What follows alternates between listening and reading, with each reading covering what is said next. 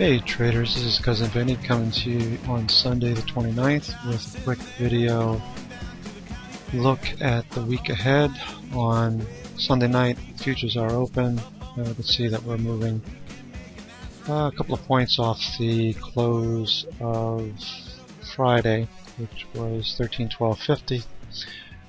I just drew in some channel lines only because we have this tight range that we've been in since just before the end of December through last week, and I continue to trade accordingly. I'm looking at this range here the last 1, 2, 3, 4, 5, 6, 7 days, looking at this from the standpoint of continue to move higher despite bad news. So until that changes, my mindset is I'm leaning to the bullish side, with the caveat that we could always have 5 to 6% move lower. Okay.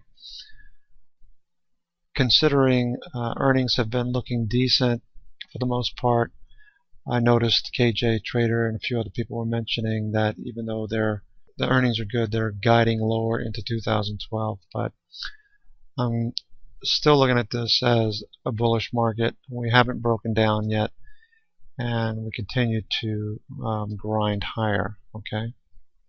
Looking at the spiders, we can see once we broke above this high here, okay, and essentially as we move higher, the volume at price is continuing to taper off, and prices are continuing to grind higher on the spiders as well. Note we are overbought on stochastics.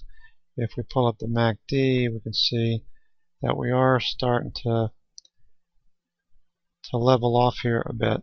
So keep in mind that I use the MACD once stochastics embeds and gets in the overbought territory to give me an idea if we can continue to embed, or if we're going to move sideways in price, or we get a sell signal via the MACD and stochastics. Okay.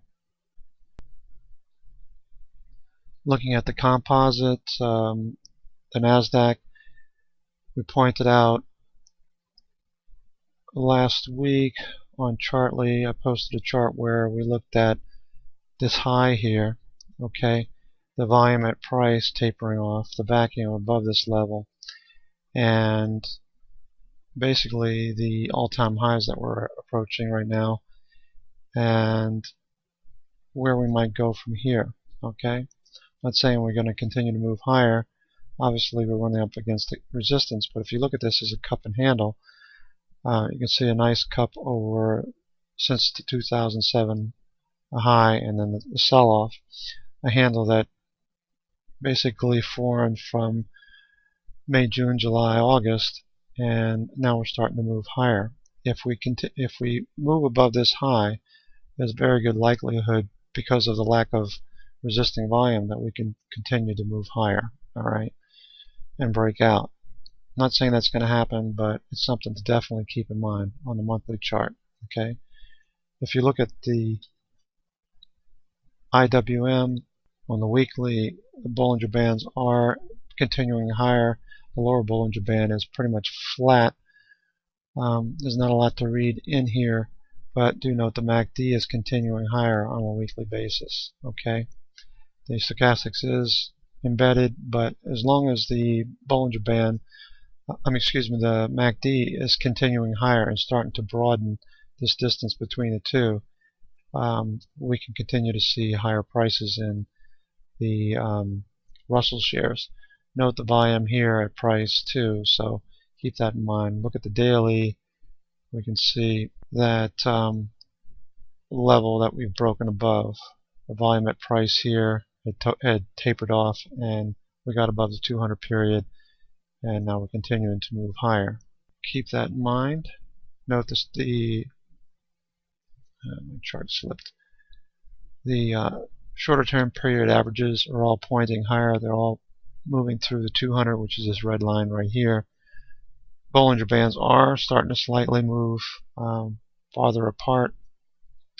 We are in a series of higher lows, and for the most part we can either move sideways and consolidate these moves that we've had since the open in January, or we can move lower. Alright, where we could possibly see a move back down to this breakout area. The 200 period is down here at the 76 level. Note, I got out of my IWM trade based on the weekly, okay, the resistance that we came up to, but we continued to move higher, and I did get back in towards the middle of the week. Tuesday, I believe, Wednesday, last week. Looking at the currencies, the dollar obviously has really moved lower. It's cruising along the lower Bollinger Band. The upper band is starting to move away, and typically when that happens, it signals that there's a good possibility that the prices can continue lower. Okay, we do have some support levels here that we're coming into, so there's a possibility of a bounce. But for now, given all this volume at price and the Bollinger Bands expanding, we've broken through the 100 period. The 200 is down below us, and the stochastics is oversold. Okay. Looking at the Euro-US dollar cross, and we can see that we're continuing to move higher. All right, out of that wedge that we had drawn in from prior to November. All right, we were starting to see this lower band, or excuse me, this lower trend line, and we were looking at these highs. All right, and we established this trend here that we broke above. Bollinger Bands are starting to expand, signaling a move higher. We have the 100 period right here, just above us. Looking at our Ninja charts, we note that we had this low back in September of 2010. That was an area that we figured could be support, and in fact did turn out to be the same.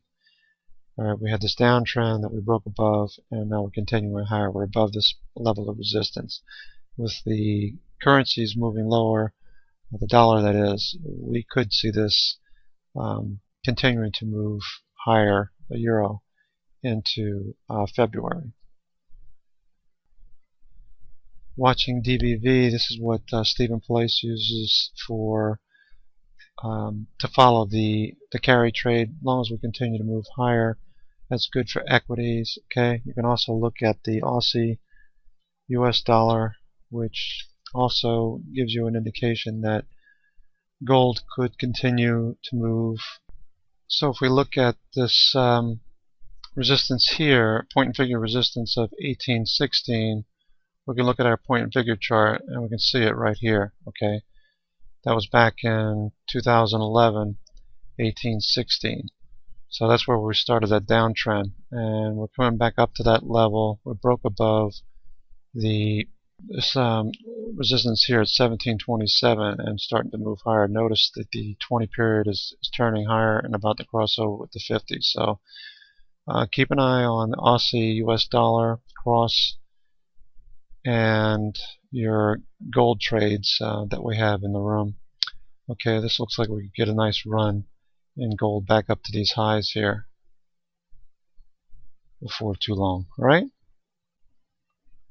taking a look at Ted's charts real quick, we can see this level here at 802.45 is the next level of resistance above us. These are all using point and figures. All right, you can see that 802 level, 803 on the chart, okay, which is this level here that's coming up. All right, and that goes back to January. The 1 stands for January of 2011. All right, looking at the industrials, we hit resistance here and continue to bang around this area. All right, the stocks, we noted that we had quite a run in January. We saw when we broke above this 200 period moving average that we really took off. Now, are we flagging here? We're going to move higher. We don't know, but we did hit this level here at 420 and found resistance. So on point figure charts, you can see the 420, right at the 420 level on our point and figure charts. Okay, so the comp, we're right at resistance here as well. At the 2818 level. And the NASDAQ, same thing. At the 2470 level. S&P is just above us. Alright, so we could grind a bit higher on the S&P. Okay. Anyway, this is Cousin Vinny. I thought this was going to be a quick update. We'll talk to you soon. Remember to use your stops. No futures are down below the close at 1312.50, which was Friday. Alright, so keep that in mind. I'll post the targets for our Fibonacci's probably first thing in the morning. So anyway, take care, remember to use your stops, and we'll talk to you soon.